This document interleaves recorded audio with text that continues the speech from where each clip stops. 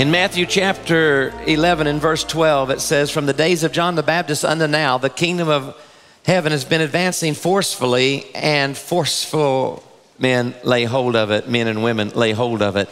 I believe that we have some forceful people here this afternoon, that you are hungry for more of God. And this forcefulness, I believe, is the opposite of passivity. The opposite of the attitude, God, here I am. If you want to do something to me, you can. I'm open. God's not looking for somebody that's open. God's looking for somebody that's broken.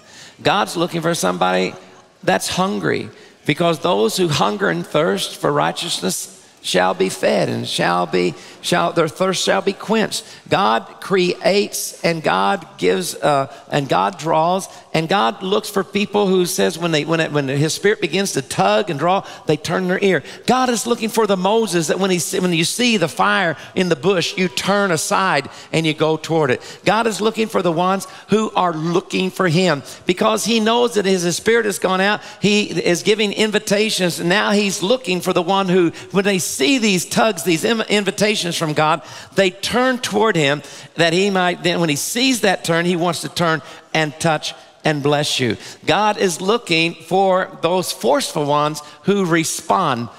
And sometimes it doesn't mean that you're the greatest thing that's ever happened. Matter of fact, God often uses people that are broken and uses the weak to confound the strong. In 2 Chronicles chapter 16 and verse 9, it says, God's eye, in Revised Standard Version, says, God's eyes roam to and fro across the earth, looking for someone through whom He can show Himself strong. God is looking, that's amazing. You're looking for God, and He's looking for people through whom He can show Himself strong. Be careful what you pray. Be careful what you say. Because sometimes He sets you up.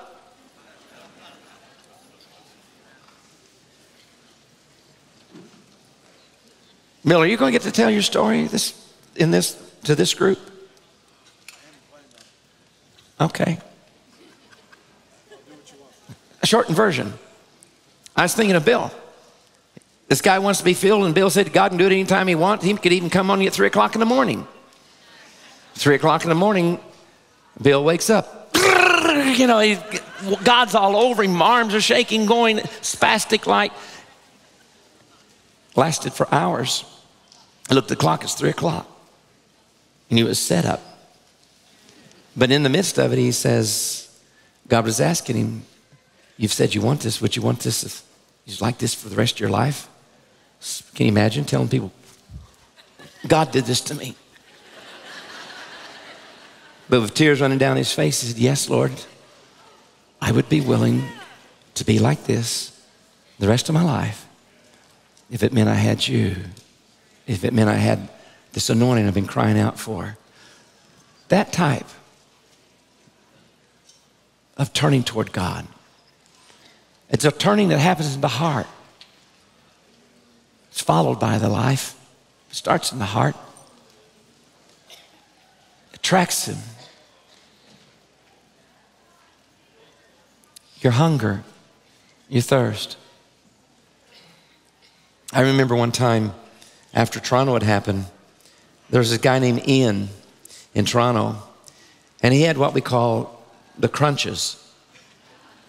And in those early days, several people, teachers, preachers, while they were ministering, would just constantly, they were doing this. I can't even do it. But it was like, and then I'm saying, God, I don't want that. Don't do that to me. It would be very difficult. It'd be good for your abs, but it'd be very difficult for your delivery. And sometime after that, I was going through a little bit of a dry place. It wasn't like it was. And I was getting concerned and nervous, and I was praying, and I remember praying, God, if I offended you when I said I don't want that, then I'm sorry. God, just don't leave me alone.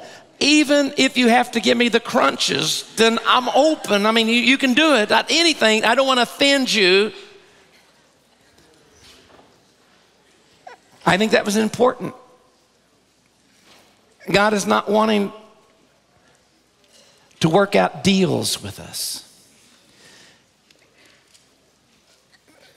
In the Bible, all covenants never start with people. They always start with God. And the covenants that God makes, he makes the conditions we don't get to negotiate. They're called Caesarean covenants, not Caesarean, but Caesarean covenants. It's from the higher to the lower, from the king to the vassal.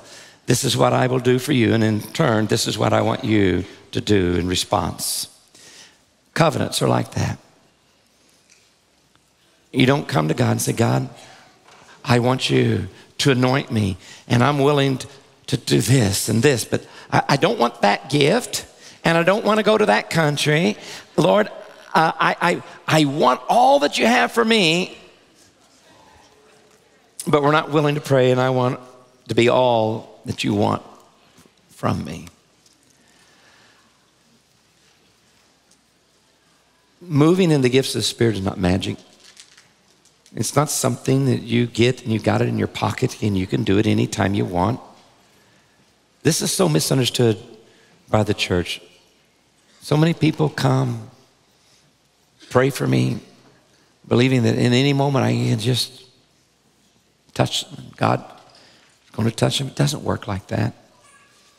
And it's seen in those moments when the anointing of the Spirit falls, when for the preaching of the word and the telling of the testimonies, faith rises. And I believe as we talk about what he's done, it attracts the anointing. And in those moments, seeing what the Father's doing and blessing that. I'm a mailman. I deliver packages. Only problem is I never know what package is available to give. I don't get to determine who gets what. It won't do you any good to say, Randy, I want this. You might as well be talking to this plastic thing. I can't do any more than this can do. I'm not the one who gives the gift. I'm just in that moment may get to have the privilege of being the donkey that Jesus rode into the meeting on. The mailman that gets to deliver the package.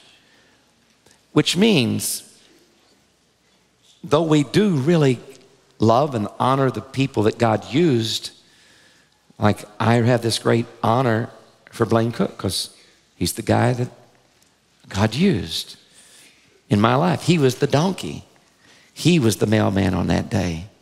And I know that, but there's just something about that relationship. Though I know a huge difference. I know because I've been where he was. I understand when he looks at me, when people come up to him and I see them doing it to him too. Pray for me, I want this. It doesn't work that way. It really is one of the most glorious moments of life when you are being inundated, overwhelmed, overcome, filled, baptized in the Spirit, zapped, blasted, sanctified, whatever it is that your system has given to this, an explanation of this wonderful experience. It is wonderful. It is glorious. It can be scary. I remember we were down in Brazil and I prayed for my executive director who was a Pentecostal preacher in the Pentecostal Church of God. And he fell down. Now, he didn't get knocked down. He just fell down. He didn't fake it. He just didn't resist it. Sometimes the Spirit comes so strong, he knocks you down. Most of the time, he comes, and if you'll not resist him, you will fall down. And sometimes people just fake it. Not that often. I used to think that I was hard to receive because I had this theory that as long as I can stand up, I should. So I'd get prayed for. John Arnott and I were the last ones standing sometimes. Hundreds falling around us with Mahesh Shavda ministry in Kansas City. And I was thinking, what's wrong with me? I remember one time this guy talked to me and he said, I said, I never fall down. He said, well, what do you feel? You feel anything? Oh yeah, I feel stuff. Well, what do you feel? I said, I feel this weight, this pressure comes against me.